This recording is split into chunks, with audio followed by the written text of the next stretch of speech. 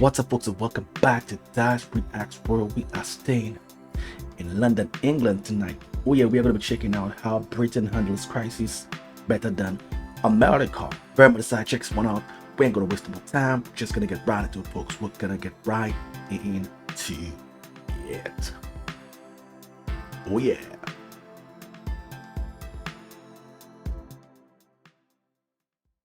Apologies when it's not your fault. So in America, if someone bumps into you with a shopping cart, you might shoot them a look and you might have something snide to say. Here in the UK, you would say you're sorry. No, not the person who was pushing the shopping cart. You would say you're sorry. Even if you're the one who just got body checked by that trolley. The ones walking home on my phone and I kind of lost my balance with the uneven pavement because I wasn't paying attention. And I fell into a bush and I was like, oh, sorry. And that was the first time I realized that I'm actually turning British. I swear to God, it's a true story. You can judge me all you want, but I'm going to tell you the truth. Saying sorry did actually make me feel a little bit better, even though I was only kind of saying it to myself. It's kind of like a reset button here in the UK. Like if someone ruins your day, you say sorry. And you might even do it in a sarcastic way, polite. But you still say sorry. The British don't just survive bad situations. They apologize their way through them. I think it's a coping mechanism that just kind of is a release valve almost. It just, by saying you're sorry, you're almost just kind of unburdening yourself of whatever just happened. Grabbing a pint at the pub. Americans drink, but we kind of drink to party and celebrate or to distract ourselves and get away. Brits use going to the pub or grabbing a pint as their own form of therapy. I'm dead serious about it. You have a rough day at work? Go grab a pint. Cat ran away? Go grab a pint. Got ghosted? Double pint, maybe an all-nighter. Here in the UK, going to your local pub is almost as important as breathing. Each pub has its own unique history and has its own very specific vibe. So when you find your local pub, it almost feels like coming home. Well, you know what you're going to get. You know, you're going to have your favorite beer, or they're going to have a good atmosphere, or anything to just distract you from the bad day that you're having. British pubs aren't just about drinking, and drinking in the UK isn't just about drinking and partying, celebrating, or getting drunk. Going to the pub and having a pint is a sacred space for venting, for decompressing, pretending everything's fine while sitting next to a roaring fire when it's cool outside, or sitting out in the beer garden when it's nice out, avoiding contact with everyone else and just sitting and stewing in your own discomfort and annoyance for a few minutes. Please to just relax, try to get your mind off of things, and it's almost like put yourself in a bubble kind of place, mentality, style. It's different in terms of the reasoning behind it based on what she's saying. Having a proper sitting down to a proper cup of tea. Okay, it's no secret that tea is like the holy grail here in the UK. It is the cure-all, and it's the one thing that Brits will always offer you in any situation. And I'm not using that metaphorically. Car broke down, have a cup of tea. Broke your arm, have a cup of tea. Then we'll go to the doctors. Let's put the kettle on before we do anything else. That's usually the mantra. But here's the thing. It's not really about the actual tea. It's about the ritual. It's about sitting down, taking a few minutes, taking a breather, just kind of getting yourself together, taking control of your emotions so that you know whatever your next step is, or being able to just unleash your emotions and let them out so that you can figure out what, the best solution is to whatever your problem is. It gives you something to do besides just focusing mainly on whatever is bothering.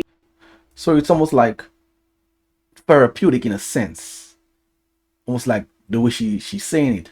It's not more so actual drinking of the tea or whatever type of tea, but more so a therapeutic nature to pause and calm down and think through whatever that's ahead, instead of just going into it head on with a hot head.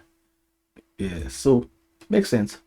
Or whatever's just happened that you're dealing with. Stir some sugar into a cup of PG Tips. It becomes a form of meditation. The worse the situation is, the more proper that cup of tea needs to be. If you can master this, then you can master almost anything here in the UK. sarcastic understatement. When Brits are faced with any kind of uncomfortable situation or awkward moment, you can never go wrong with a sarcastic, understated comment. This is one of my favorite things because I just find it very, very hilarious. Americans would say something like, "This is a disaster," and they'd be super animated and then, over the top about it. Where Brits will be like, "Well, that's not ideal. Fell into a river? Yeah, I got wet today, didn't I?" That's it. They would just move on. They would laugh it off. They'd go have a cup of tea. They'd go to the pub for a pint. They'd probably apologize to the river for falling in it.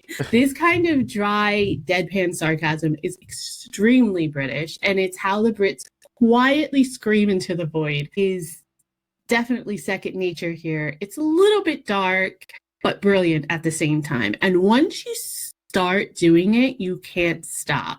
I've found that British people just use sarcasm more often than they're straightforward here. I still have issues with determining whether or not they're being serious or whether they're taking the piss. Complain, but do it anyway. This next one, I feel like, has to be the absolute pinnacle of Britishness. They'll complain about whatever the crisis is, but they'll do what they have to do anyway. Here's the thing. British people love a good moan. And I mean, love a good moan more than they love pubs, more than they love tea, and more than they love saying they're sorry. But as much as they moan, they're still going to do whatever the thing is that they have to do, whatever the thing is that they're moaning about. Now, it is entirely possible, especially if it's a crisis situation, that they're going to moan about every single step and they're going to moan about every single thing that they do. But it's also kind of endearing in a really weird, I don't know another word to describe it. It's just a very, very strange way. It is a little bit endearing. Oh, I gotta go out in the rain, and they're just gonna go out in the rain without an umbrella or a raincoat or a hood. Hate the trains, still gonna take the train to work. Hate Christmas shopping, still gonna do it. Just maybe a little more loud and maybe a little more sarcastic as well. And then stop into the pub for a pint on the way home. Complaining is all part of the British experience. What took me a long time to figure out is it's not really negative per se. It's more if it's just kind of like a communal collective moan. It's kind of how they bond here, how you cope and how you survive. You moan about it, but you just keep going and carry on. So if you ever find yourself in a tough spot in the UK, just remember, say sorry, even if it doesn't make any sense. Go to the pub and drink your feelings. Make a cup of tea like it's a sacred ritual. Use sarcasm like a stealth weapon and complain, but carry on anyway. It's not just surviving, it's surviving the British way. I hope you guys got something out of this. I really enjoyed sharing it with you.